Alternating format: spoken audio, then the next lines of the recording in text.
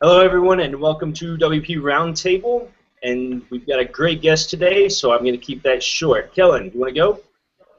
I do. Hello.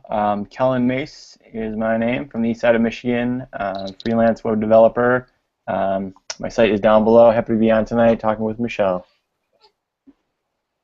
Hey guys, I'm Kyle Maurer from Jackson, Michigan, and really excited to introduce to you the person who doesn't need an introduction. we all know all about Michelle, the one who teaches us all the wisdom about proper design, the one who organizes the best WordCamps in the world, the one that we are so incredibly excited to have on the show today, Miss Michelle Schulp. Thank you. Thank you. That was a pretty awesome introduction. Yeah. Well, if you know all about me, though, I don't have to say anything, so this is going to be really short. Oh, well, we've got thousands of viewers who are using this as their opportunity to get to know more about the mysterious and infamous Michelle Schulp. Yeah. All right, Michelle, so we're going to start at the beginning. We got a whole lot of questions. We got probably, 30 pages of questions that we're going to go through. So we got to just like rapid fire hit you with it. So let's do it. Start at the beginning. You, before your job now, before your job in the web, before your professional career really began to escalate, what were you doing and what did you want to do? So that's actually kind of a cool question. I've actually been designing inadvertently my entire life. Like when I was really little, like 1 or 2, my dad had a computer and I was using KidPix to like make designs on the computer, and I would draw, take art classes. I loved problem solving. I didn't even know design was a career though. So it was pretty cool when I found out that that was something I could do for a living, because it was kind of meant to be. Cool. Oh, Kyle, you're muted. Yeah, you got on. I can't hear you. Sorry, buddy. Yeah. So, what got you into the web? Yeah. So I wanted to be a print designer. Actually, I wanted to be a package designer because, like, 1, Chicago is like a big package design city, and 2, like, I'm into like psychology kind of stuff, and I really like all that's kind of way to manipulate people into doing stuff. Not in a bad way, hopefully. I don't know, but So I liked all that, and I wanted to be a package designer, and so naturally, when I graduated college, I went into web and interactive design, because that's what we all do. I worked for a design firm, an interactive design firm, so they did web, print, and video, so I learned a lot of video stuff from them, which was pretty cool. And that's where I kind of realized that the web stuff was kind of where I was also meant to be, because in the past I had done, like, I messed around with a little, like, basic programming. I took some HTML and CSS classes, so I wasn't afraid of it, so it was fun to dive in and do it.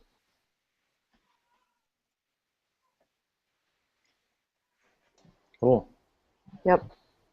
All right, I'll take the next one then. Okay. What about WordPress in particular? So you said you're getting into the web a little bit, HTML and CSS. What about WordPress as a platform? What steered you in that direction? Sure. So I'd heard of WordPress when I was in college. Some of my friends who were in the design field had blogs and stuff, and they were like, oh, it's really easy to use, blah, blah, blah. It's really good for designers to learn because it's easy. And I knew about it, but I never really did it. So I don't remember what got me to do one of my first WordPress project, but I did a couple of them. And then actually, I know this is a question later, but actually going to my first WordCamp is what kind of springboarded me into doing WordPress as a job, because I literally was just sitting on my computer like, oh, I want to go to some conferences. I wonder what's in Chicago. Like, let's Google Design Conference Chicago, and WordCamp Chicago 2012 popped up. No, 2011. Yes, 2011 was my first WordCamp. And I went, I didn't know anyone, like I didn't know anything about the community or any of it. I had like done a couple minor projects, and I went and I sat in the back of the room and I was like, oh my god, these people are so cool and everybody's really super smart. and so that was kind of the springboard for all of that. Very And that cool. led you to where you are now with Marktime Media? So Marktime Media was originally started with someone I'm no longer working with, but it was gonna, like, both of us basically in the middle of the recession, like, we had freelance work and it was great, and we had full-time jobs and we hated them, so we're like, it's a recession, I know, let's quit our jobs and start a thing. And so he and I started Marktime Media. It was like, the name was kind of his idea. We were both in marching band in college, so like, we have a nerdy marching band name, and so we did that, and he was doing video services and I was doing design services, and we were doing like an all-in-one kind of thing, and it was pretty awesome, so I stuck with it. And is that still going on now, or are you, where does that stand now? So he and I are no longer working together, but I'm still operating my business under Marktime Media, and I'm focusing primarily on not only WordPress sites, but also I do a lot of presentation design and infographic design for corporate clients. There's actually a lot of overlap between doing web design for WordPress and doing infographic design, because your decisions, not options, kind of thing. Kind of fun. So.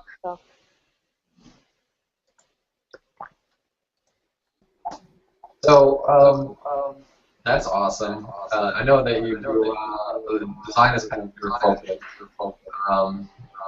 Talk about maybe the kind of clients that you serve a little bit more. You know, you say you do infographics, website design, presentation stuff. What kind of businesses are you serving? Sure. So the type of clients I deal with kind of varies a lot. My WordPress stuff is primarily for smaller businesses, nonprofits, mid-sized organizations. That's the stuff I'm doing by myself. I've also collaborated with developers on bigger projects, because I'm not a developer. I consider myself like a designer / theme configurer. But for the other stuff, like for my presentations, for my infographics, like, those are usually huge corporate clients that are just like big and ridiculous, and it's so cool that I get to do that to me. So. Sweet. So do you have any, some of my favorite things to talk about with other freelancers or small agencies are some, like, client stories. Do you have like really terrible client stories, especially like early days? What are the ones that just like haunt you? Well, I don't like to say bad things about people that I worked with, obviously, but there were definitely a lot of learning moments with some of the early clients, especially the agency I used to work for. I have a lot of things that I learned from working at that agency with some of their clients. There was a time when we had a client who, well, one, they decided it would be an awesome idea for them to have an all-day meeting of me bringing my computer into the conference room, and everybody sat around and stood behind me as I live designed everything, and they live told me everything to do. That was great. That was awesome. That same client also was very detail-oriented, which is awesome, but they were so detail-oriented that they were concerned about the difference in the anti-aliasing between the different browsers of the typefaces and wanted us to fix it. So we got to teach them about how the internet works, which was kind of fun. I mean, I've had my share of interesting experiences, but, you know, I consider them all just kind of learning experiences for me. So. Okay, so now that we're kind of getting into the design and the bad stuff, you promised me a 2-minute elevator speech on your design philosophy. Yes. So ready, go. Okay, so my design philosophy has very little to do, I mean, it has a little bit to do with what stuff looks like, but honestly, I could sum it up in like a 1-second elevator speech, and my design philosophy is the word why. As in, that should be the thing that is behind every single thing that you do. Like, why are you doing this? I'm in the middle of reading a super awesome book right now. Actually, I have it. It's called Responsive Design Workflow. It's pretty awesome. But the concept they talked about that I think really embodies this is the concept of the zero interface. And the zero interface would be like, there is no interface. You think of something and it's done. And obviously that's not possible. But everything we do is a step in between, like in the way of that zero interface. So what you should be doing is being like, why are we doing this? Is it really necessary? Is this a crucial step that you need to have? Or does it really need to be getting in the way of the zero interface? Do we need that step? So that I just read about that and I was like, wow, that's like a really cool way of explaining it to people. But yeah, the joke I like to make that makes, I think, web designers, like veteran web designers, a little bit different from other designers is like, I was at a design conference with another WordPress designer and some other people, and we were sitting in the back of the room listening to this inspirational, like, cool, flowery, beautiful thing that this designer was talking about, and we were all like, yeah, but did it work? What was the ROI? Like, we were so practical, it was funny. So, I'm a very practical designer. It's very cool, Michelle. One of my takeaways from, I don't know, just getting into the web world has been like, I really like how developers and designers have to depend on each other. It seems to me like if you go to, I don't know, art galleries or, fine arts things, it's like some people are really, really into art and not so much, what's under the hood. Or there are other trades like engineering or whatever where it might be all about the, nuts and bolts, but there's zero creativity or in terms of design, that kind of thing. But when you get into the web, it's like if you have one without the other, you're lost. You know what I mean? So I think it's really cool how we're not only, it's not only good to have both, but even essential to have both. So what about back to marktime media though, really quick. So what would you say, like, what's a typical day like for Michelle Schulp? Your responsibilities there at marktime. Start with that. Well, since it's just me, I pretty much have to do everything. My day has evolved a lot from where I started. When I started doing this, I was, kind of a workaholic type person, like put your nose to the grindstone, put your time in, get your work done, work all the time, blah, blah, blah. And that's fine. But I actually wound up, like, my health suffered pretty badly from it. So nowadays, I try to target, like, 4 to 6 solid billable hours every day, with a couple extra hours for, like, admin work or calls or, whatever. And I actually try to work out, like, an hour a day and try to get a full night's sleep. Last night, the full night's sleep didn't happen, but I took a nap, so freelance. That's cool. That's ambitious. That's good. All right. Fun question. What is one part of your job that you wish would die in a fire? I hate the unscheduled calls. I mean, I can deal with talking to people. I'm fine with it. Like, I don't mind meetings. Oh, yeah. I hate people just calling me and presuming that I'm available. I also wish, only because I don't really have time to do it, that I didn't have to deal with all the financial stuff. I'm actually pretty good at it. Numbers don't bother me. I'm like a weird creative. Like, I can deal with it all and it's fine. I just don't have time. Like, and it's kind of, it's not as fun. So, unfortunately, if I want to be a freelancer, I have to deal with all of those things, but... Yeah. All right.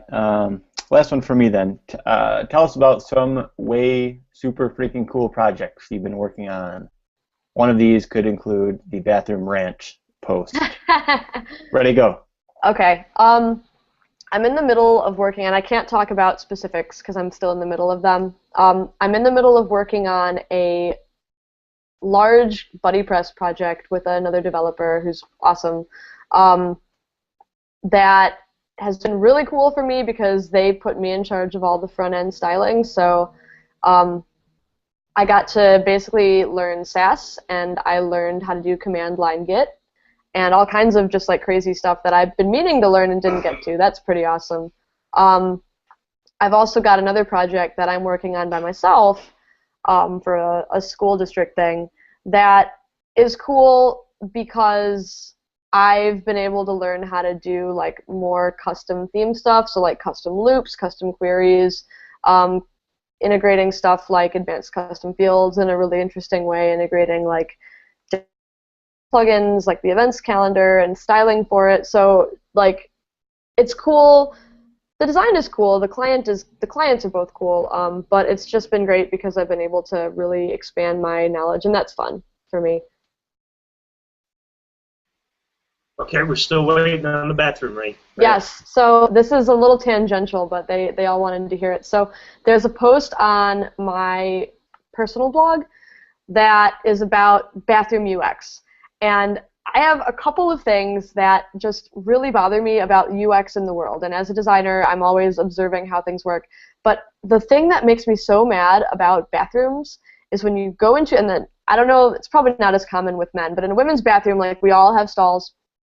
And you walk in, and there are new stalls that have self-closing doors. They're always closed. The default state is closed. So, like, how do you tell if someone's in there? Like, you have to awkwardly, like, look under the thing and try not to look like you're looking under the door. Like, how do you know someone's in there? It's absurd. So that just makes me mad because it's just one of those things that you can easily avoid by having the old school stalls that stay open a crack, and it's obvious. Another thing that annoys me is not as bad as the frickin' stalls, but like the Dyson Airblade dryers. They're awesome. They thought through 95% of the process. They look nice. They work really well. And then they splatter water all over your shoes because they didn't bother to put a little drain in the thing. Like 95% of the way, guys. You were so close. This is really similar to my rant on doors. So I included this in, I think if you were in my Grand Rapids presentation this year, you'd hear my rant on doors. Push and pull doors, all right? Universal symbol for push is like a flat plate or like a horizontal bar, and universal symbol for pull is like a handle. But I hate the doors that put a handle on both sides of the door. Like, why would you do that? Why would you interrupt the thought process? You have to put a sign that says push. Like, why don't you just follow it and making people have to, like, awkwardly try to pull on a push door? It's so, I hate it. That's got to be one of the most brilliant things I've ever heard. Stop wasting materials on a handle on the door when all you got to do is push it. I know. Like, Yeah. It's just people trying to make it look pretty and not thinking about functionality, which is the opposite of design, in my opinion, so. Awesome. I love it. So much wisdom, user experience. It's so big. Yeah. So, all right. That's golden. Keep it moving. So, say I'm a client calling up Marktime Media. I need some work done. I want to know, what could I say that would get you the most excited? Like, what kind of project could I describe and say, hey, Michelle, you think you can do this for me? That would, like, totally make you go, oh my gosh, yes, I really, really, really want to do that project. Sure. So, two different things it could be. If you're a large client, that's like a huge project, the thing you can say to me is like, hey, we got referred to you by so-and-so developer person that's awesome that you know, and they want to work with you. You design the front end, work with them on the UX and getting, making it all like work and put the thought process into it, and they're going to build it, and you guys can collaborate together. Love hearing that, because then I get to work on a big project and it's not out of my depth. For the smaller clients, I enjoy hearing stuff like, and I honestly, the one of the clients I'm working with now, the smaller school district client, is kind of an ideal client in that sense, because we were able to have a conversation about understanding what content needs to be on a page where, how to direct people through a site, letting me kind of make informed design decisions and problem solve based on their needs. Like, they're not telling me like, oh, I like the color blue, so it has to be blue, and my grandma has a dog, so it has to have dogs. Like, we're not having those conversations.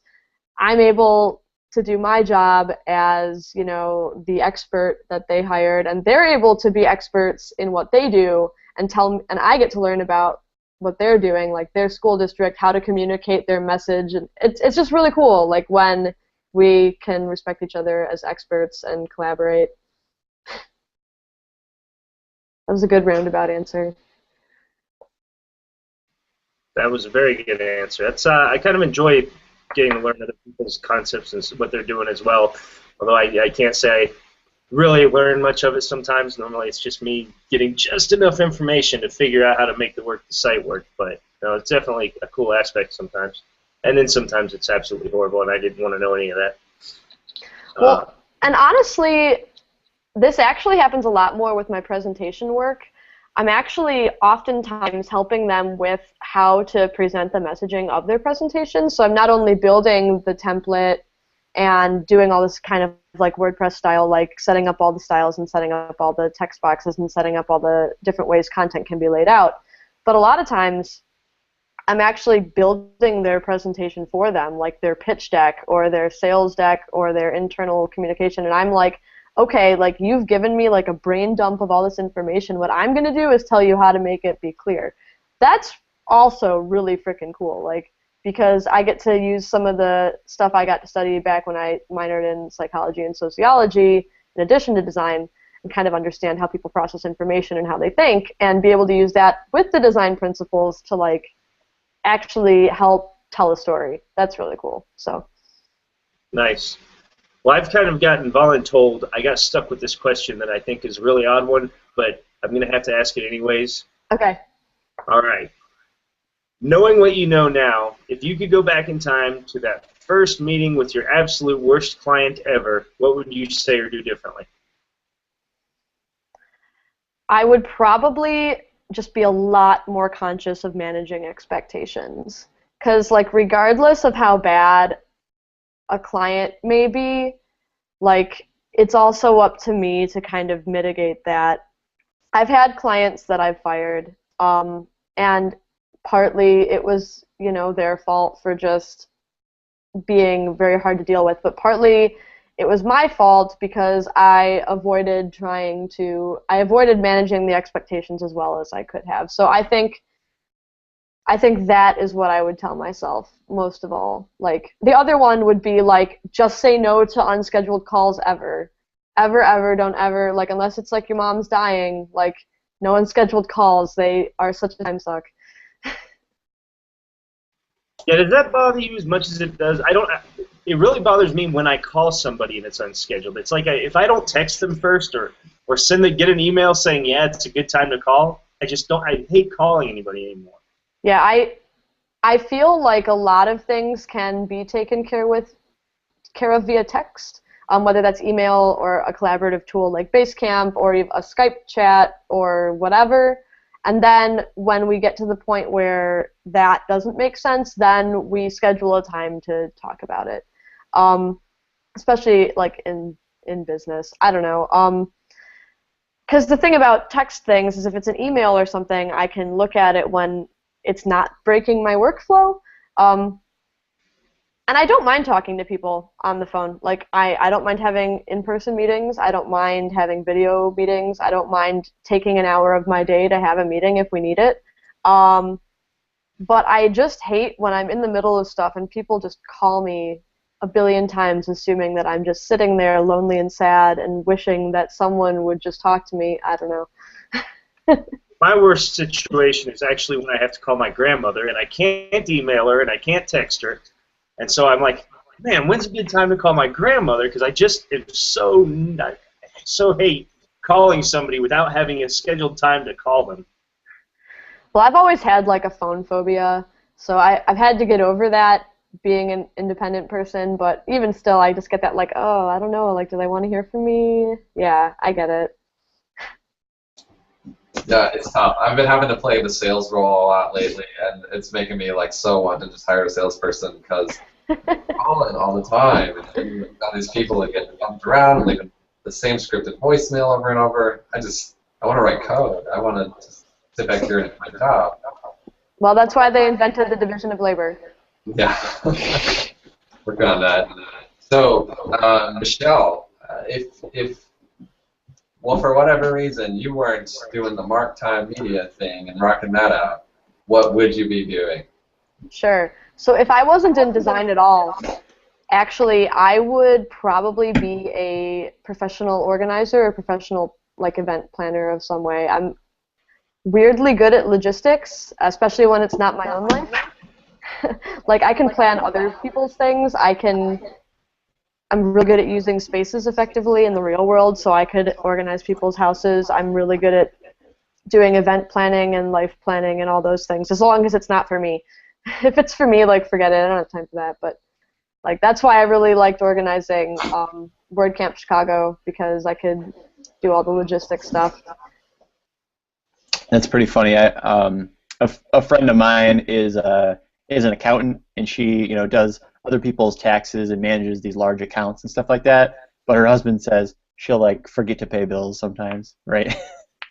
Yep. Managing her own finances somehow slips through since she's like so meticulous about everybody else's. So yep. Kind of similar, but how about next? We're just talking about the future for Marktime Media. Where do you foresee your company going in the future? Yeah, that's the ultimate question, isn't it? For now, I'm happy with where it's going. I've been thrilled with the growth that I've had, the connections I've made. I'm at a point where I'm comfortable, like, with the amount of work I'm getting, and I don't know. Future-wise, though, it's hard to say. I could be persuaded to change my mind about being independent if it made sense, but at this time, I think I'm happy with where it's going. That's awesome. That's really cool. I bet I know there's probably like so many people out there watching this and going, "Oh man, I gotta talk to Michelle." So your phone's probably gonna blow up now. That'll happen. No, Yeah. but honestly, like, and I know that there were questions coming about this topic, but it fits in really well here. The reason that I am where I am today is 100% due to my involvement in the WordPress community and some other groups like AIGA. Getting involved with speaking and volunteering and organizing and traveling and meeting people and helping people and all of this stuff, I think that has been like the biggest factor on my success. So WordPress, true. Well, I want to hear more about that. Let's talk about your community experiences with the community. Talk about like WordCamps are a big thing. That's where a lot of us make our connections. That's where a lot of us have met and they get to interact in person and have these great experiences. And you've certainly had more than your share of planning and participating and speaking and volunteering and everything else to do with WordCamps. Just talk about some of your experiences at WordCamps and some of the crazy stories and some of the fun things that have happened and just whatever.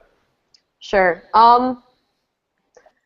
So yeah, I've been going to WordCamps now since 2011, although I didn't start traveling to WordCamps outside of my own until the end of 2012. So I went to Chicago 2011.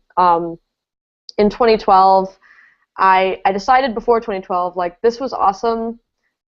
What I need to do is get on the organized, because that sounds terrifying and I need to meet people. So let's do it. Because I'm kind of the philosophy that if you're like super afraid of something, it's probably something you have to do.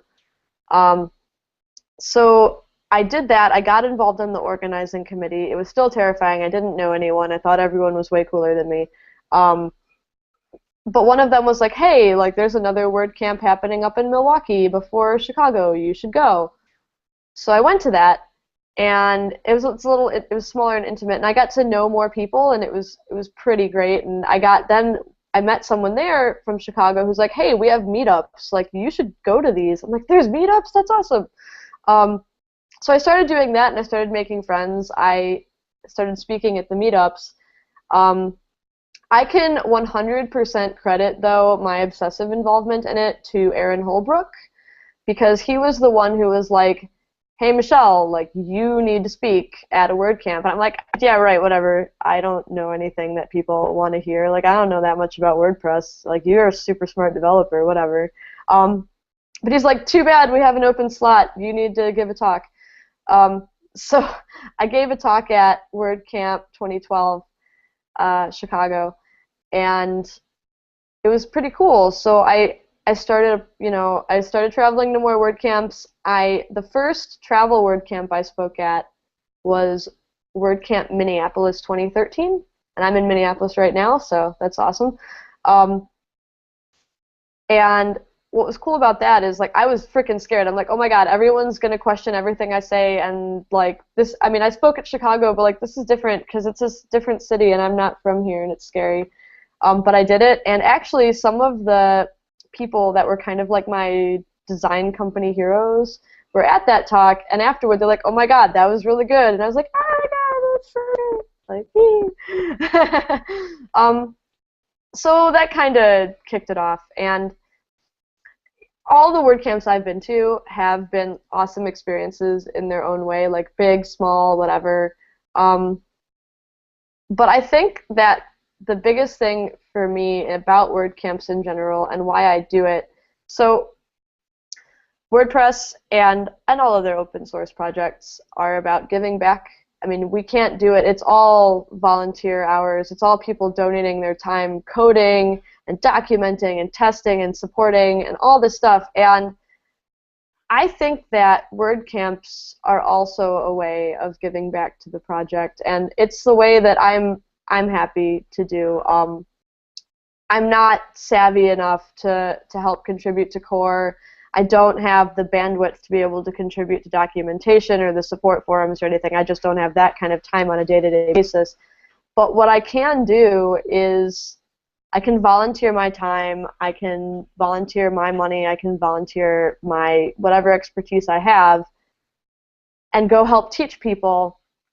And I feel like if I can, it's not even just like me talking about stuff that I know, but it's like if I'm like the friendly face that can help someone with a problem and it's like their first WordCamp and they're new to WordPress and suddenly like someone helps them, whether it's me or someone else, like what kind of awesome impression of WordPress does that give? And that just helps spread the message and get more people involved. So I don't know. And I think that's true for anyone, whether you speak or you volunteer or especially if you sponsor, like you're helping give back to this thing that has given all of us a lot.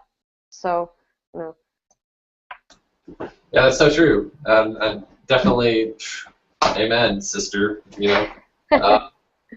Anyway, so you talk about your presentations and getting good feedback. So I can say for sure that I've been to a good number of WordCamps now, and a bunch that you've spoken at, and follow conversations on the drive home with all my buddies and my business partner and people who work for me or with me.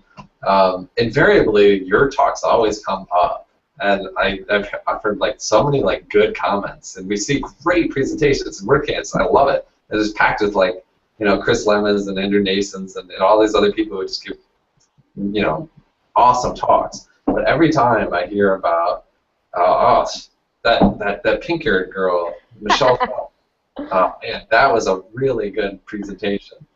So like all the people that I know who do any of the design stuff are like, man, that was eye-opening. I'm changing completely the way that I do everything. Really, really good presentation. So for those of us who like to give WordCamp presentations and give talks in general, maybe you could talk about how that's been for you. What do you do to prepare? You started doing them, you got good feedback, you wanted to do more. Talk a little bit about that, and how do you put together a great presentation that people do talk about afterwards? Yeah, awesome. Well, first of all, like, I feel way super cool that you mentioned my presentations in the same sentence as Chris Lemma and Andrew Nason, so I'm going to file that away for awesome things that I've heard today.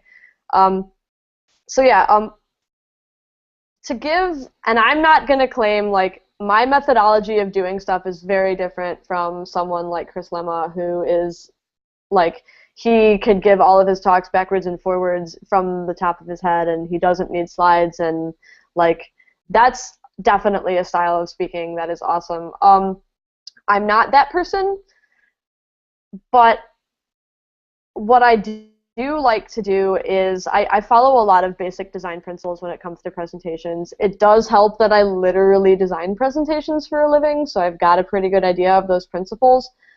But the biggest thing is if you're giving a talk that's not an example talk, like it's not a teaching talk where you're going over specific examples of how to do a specific thing, you want to have as little information on your slides as possible, but like I like to joke like, yeah, I want to make each of my slides super tweetable so I get super popular and everybody tweets about it. Like, it's a joke, but you do want to have it be kind of a bite that people will remember. Like, people will say, oh, like, it's this one takeaway, and if they tweet about it, like, cool, because writing stuff down helps you remember. So I'm happy if people tweet about it just because they're note-taking. So there's that.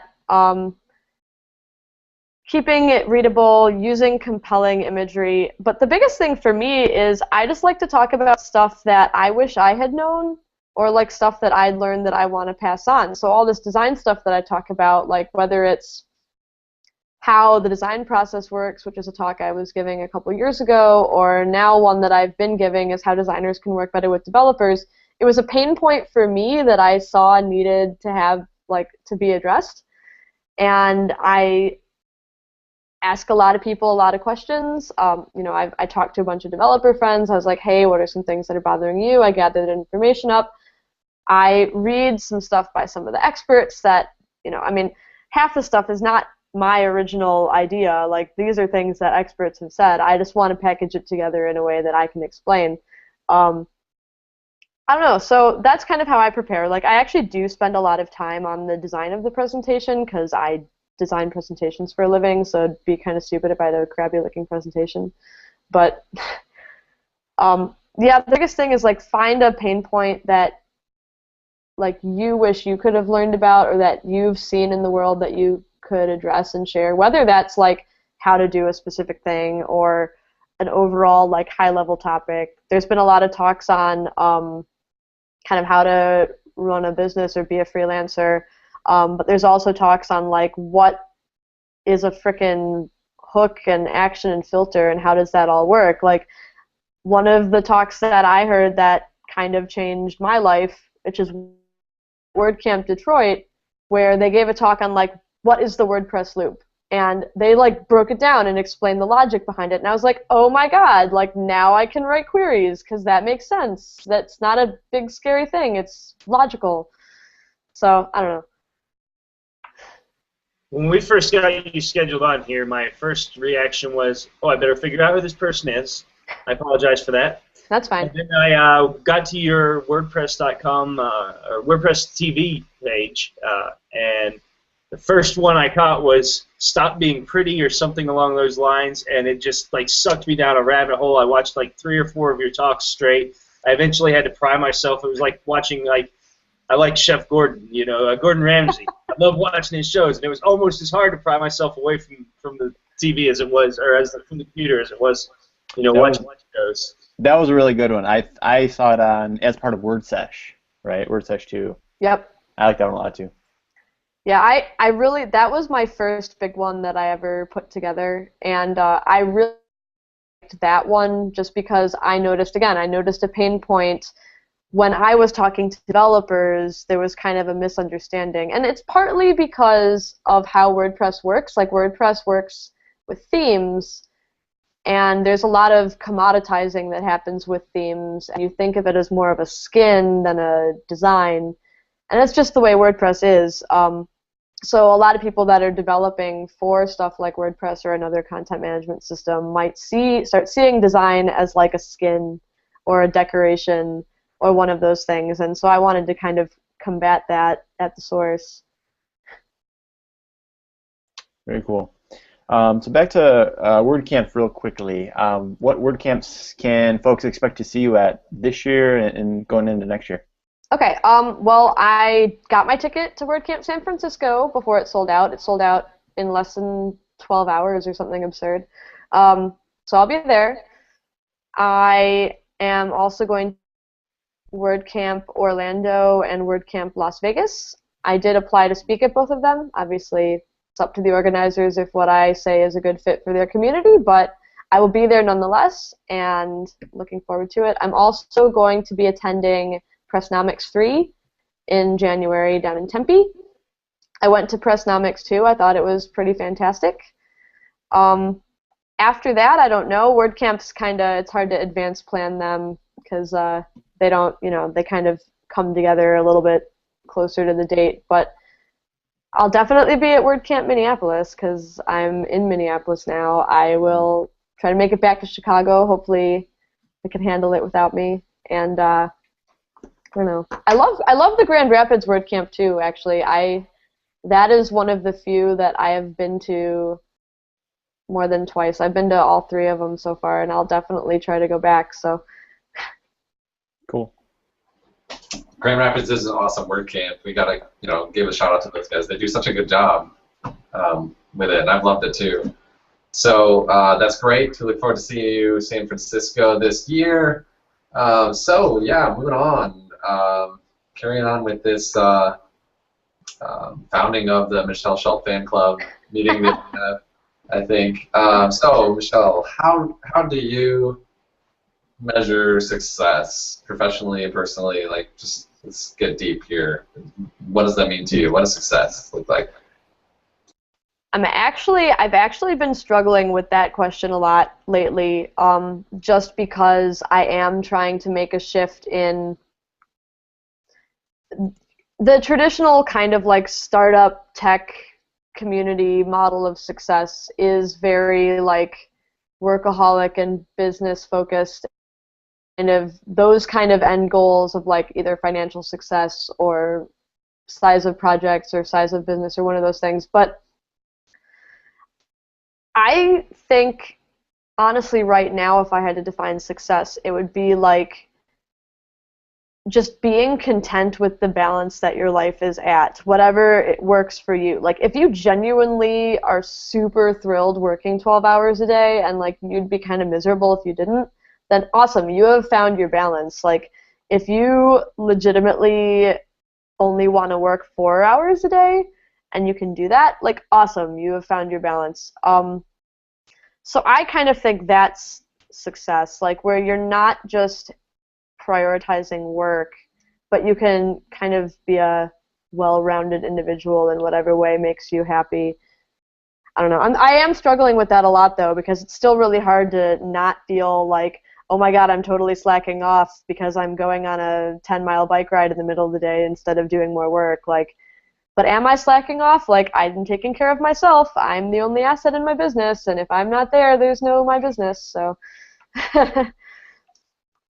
actually, so Chris Lemma, who everybody knows how awesome Chris Lemma is, but he wrote an article on his blog lately that actually really helped me.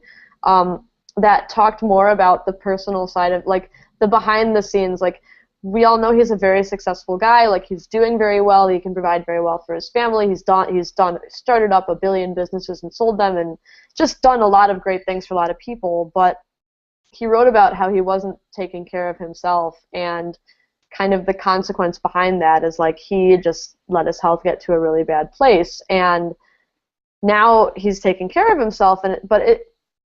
I don't know, like, that was really eye-opening for me because I see him as this like kind of embodiment of the entrepreneur, or like the successful businessman. Like, that's like when you look at success, what you want, like his life seems to have a lot of balance right now. He gets to see his family, he gets to travel, he has a great house, blah, blah, blah. Like, that's what we all want to be, and it's like really eye-opening to see that,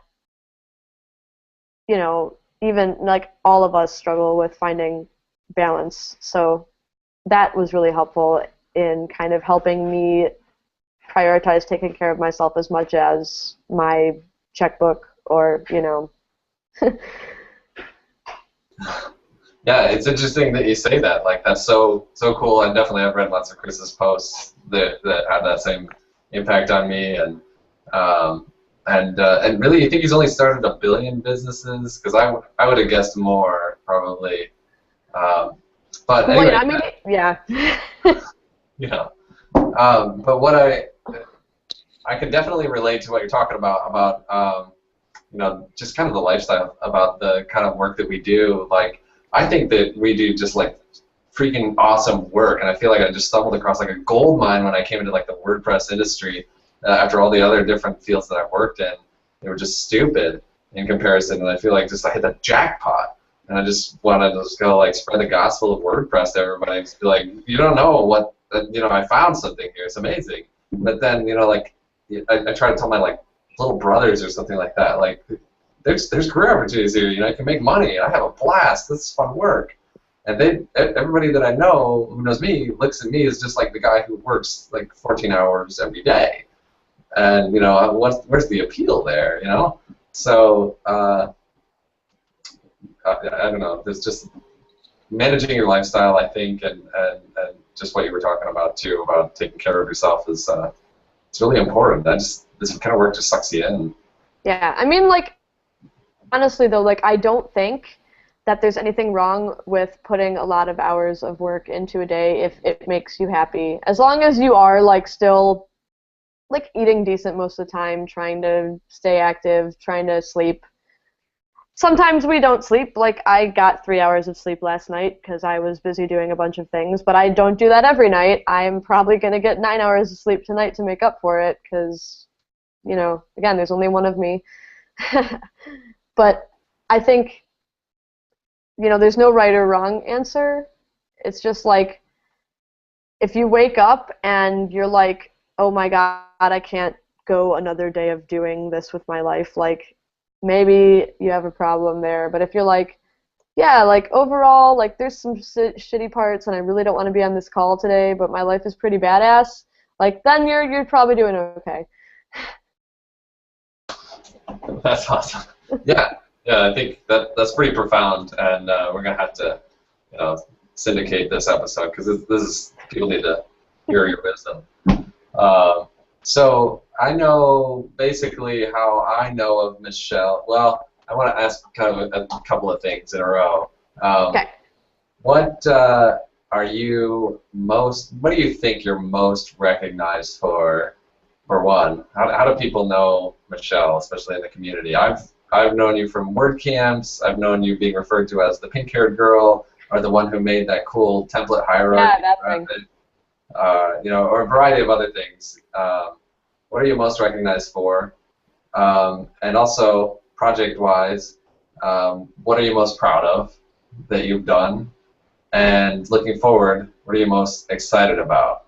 All So right. known for, proud of, excited about. Lots of things. Okay, so in terms of what people tend to know me for, I mean, if I am kind of known as like the girl who goes to an excessive number of WordCamps proportional to the amount of someone else paying for it, that I'm known as a person who's at a lot of things, which is, it's cool. Like, I love being there.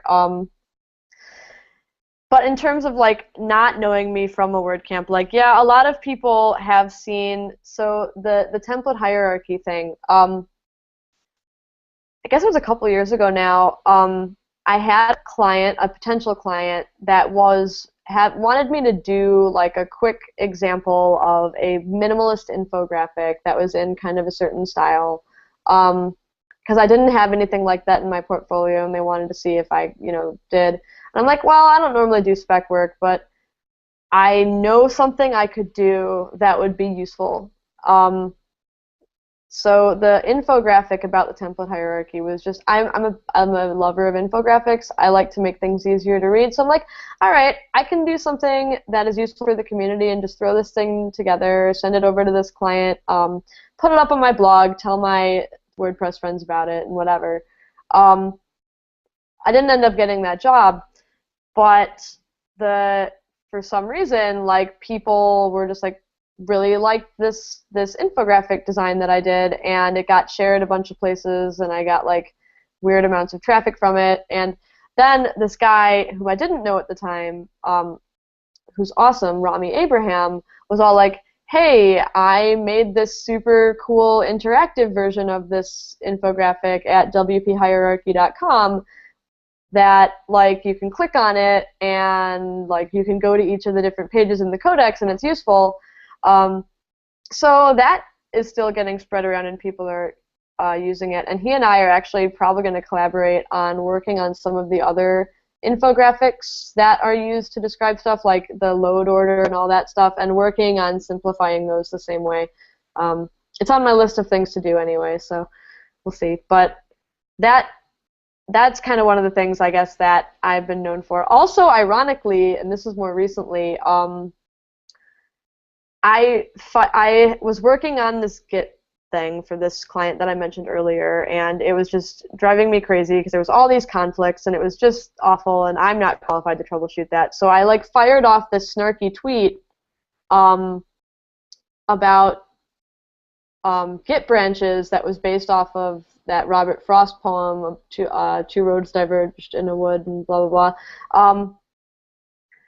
I just fired off this snarky tweet about it, and like people started ridiculously retweeting it. Like, it has over 1,300 like actions on it for some reason. Like, I don't know what happened. I got internet famous for a day. And so I made a poster out of the whole entire poem based on Git, and like, no, I'm like, all right, well, this tweet's like a thing, like maybe people want a poster. And so I made a poster and I sold it, and like people from all over the world have bought this random Git poster. So I find it like really ironic that one of the things I'm known for is like Git related, because I'm a designer. Like, what? But it was fun to do. So so your other questions about stuff that I'm proud of and stuff that's coming up and stuff. Well, you can keep going that route if you want, but we had a really special question asked. Oh, special questions. I like those. Yeah. This question, favorite cocktail? I actually have a story about that. So my taste in alcohol is shamefully girly. Like, I have a really sensitive bitter palate, so I have to drink things that taste like candy bars. Like, it just is what it is. When I was at WordCamp Boston 2013, I was at the bar, like, for the after party and having a good time with Dan, and I was like, yeah, like, I had gotten, like, a rum and Coke or something, and I'm like, I'm not really into this, like, it doesn't taste particularly good, but, like, drinking, I just haven't found anything cool. And so he's like, well, no, I got this. And we went up to the bar and went to the bartender, and he was like, so we need something that's, like, not weak, like, it can't be, like, it's got to have some alcohol in it, but it's got to be, like, delicious and not taste, like, bad and be kind of awesome. And so the bartender's like, I got this, and proceeded to make this, like, it had muddled fruit. Like, he took fruit pieces and, like, muddled them, like, legit, and, like, put, like, 5 different things in it that had, like, this spiced tequila and, like, absurd things, and the muddled strawberries, and poured, like, ginger beer over it. And I was like, what is this? Like, this, who does that randomly? And it was pretty good. Like, I had a couple of them, but, like, no, that's my favorite story, just because this bartender's literally, like, mixing this crazy thing and, like, muddling the fruit in the thing and pouring it into a strainer and shaking it and doing all this fancy stuff. I'm like, all right. I wish I knew what it was called, but that's my favorite. There's nothing worse than telling us that I bought an awesome cocktail that you don't know the name of. That's I know. I say it's the marktime mixer. The marktime mixer. I can tell you about the other. So this is like my shameful alcohol confession of things that I drink. So there's this one. Okay, so first of all, I'm gonna say the words flavored vodka, which is horrifying. There's this one vodka that's called chocolate caramel candy bar. I saw it at a store, and I'm like, this is either the worst idea in the world or the best idea in the world. And I bought the little sample bottle, and I tried it on the rocks, like, just had it, and it tastes like a lighter version of Bailey's when you drink it like that. So, like, I like to put it in, like, a bourbon glass with ice, because it's, like, brown, and it looks, like, super classy. I'm like, oh, yeah, guys, like, I just got this. It's on the rocks. It's fine. Like, don't smell it and realize that it smells like chocolate. That's, like, my secret pretending that I'm classy when I really have terrible taste. Well, that's awesome. Now you all know. Now we know. This is out, and we shared it with the world. I know. You can't pull it off anymore. I know, I can't. It's on YouTube officially now, and everybody's going to know. I know, and if it's on the internet, it must be true. That's true. I mean, we try hard to go deep on this show, but I didn't know we were going to go that deep. Yeah, the chocolate-flavored tequila is just too much for me to handle. Vodka, not tequila. Jesus. Chocolate-flavored tequila sounds like a terrible idea. Yeah. I have standards. Jeez. I'm going back to muted. All right, Michelle. Tell us about what you're really, really excited about for the future that you're going to be involved in. Well, there's a cool like UX project that I might be involved in that I'm kind of excited about because it's something I haven't done yet and is going to be cool. Can't really say more about it yet.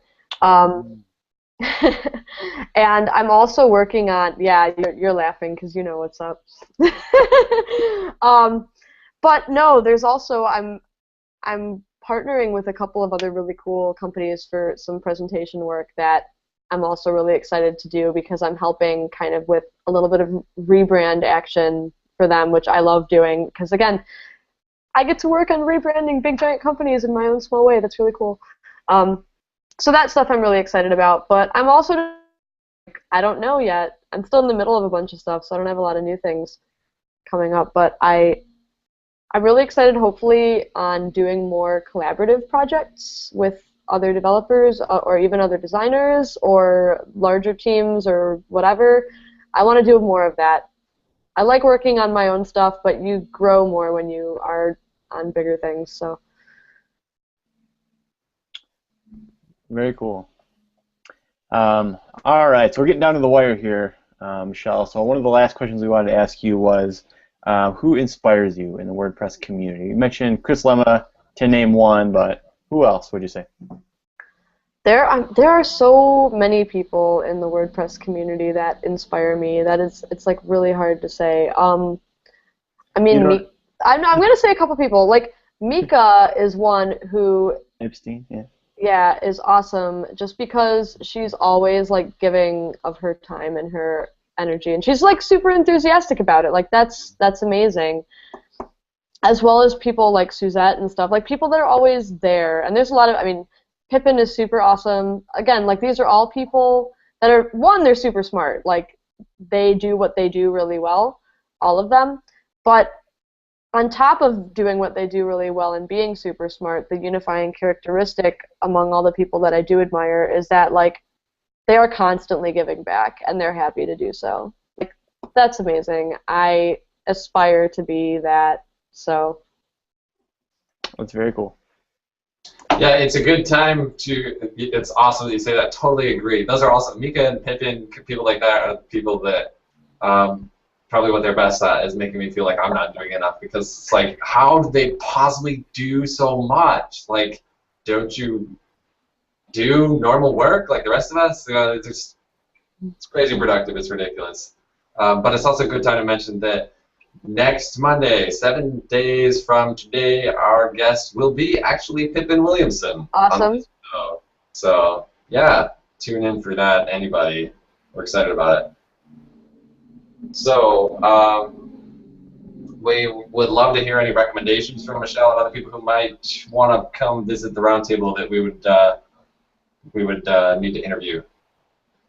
There's a lot of people that, I mean, like, I'm trying to think of, like, people that would be not, like, I mean, like, there's, like, the names that everybody kind of knows that people want to hear about, you know.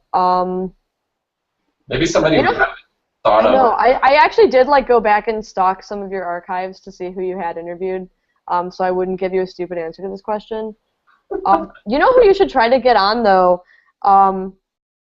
is any one of the people that are running some of the bigger shops, like whether that is Jake or any of the web dev guys or some of the Modern Tribe guys. They always have interesting stuff. Or Kareem over at Crowd Favorite. Like there's a lot of interesting stuff going on, and I think those guys have a really cool perspective. So. Yeah, there's a lot of stuff happening with those big companies now. It'd be really interesting to talk with them. You know, people like Crowd Favorite and 10up and WebDev and Bella Media and Corey Miller and you know all those people. They're doing stuff. Things are changing. The WordPress landscape is getting really interesting now. I know. It's been really fun to watch from afar and hear about it. And I love just like how cool like this industry is, or this community is, that all of us are looking at it and seeing mergers and acquisitions and partnerships and things, and we're all going, oh, that's awesome. Even though we're not directly involved, but you know that's just the culture of this community that I'll just love it. Everybody benefits. A rising tide raises all boats, as they say, and we're all riding that tide. I agree. Awesome. Is there anything that we should have asked, Michelle, that maybe we failed to do so? I don't think so. I think you guys did pretty good. I think we got through a lot of the questions too. Like, I don't know. My rambling probably helped consolidate them into like one answer for 5 questions. So. No, I gotta say, actually, it was pretty good. You were like, boom, answering a question pretty directly most of the time. That's right. Yeah, I was impressed with that. Good job. Good job. All right. So it's about time to wrap up. Well, So thank you so much for coming on the show, Michelle. That was fun. It was great. Yeah, thanks for being on, Michelle. No problem. See you guys soon, hopefully. Yeah, hope so. All right. Sounds good. All right.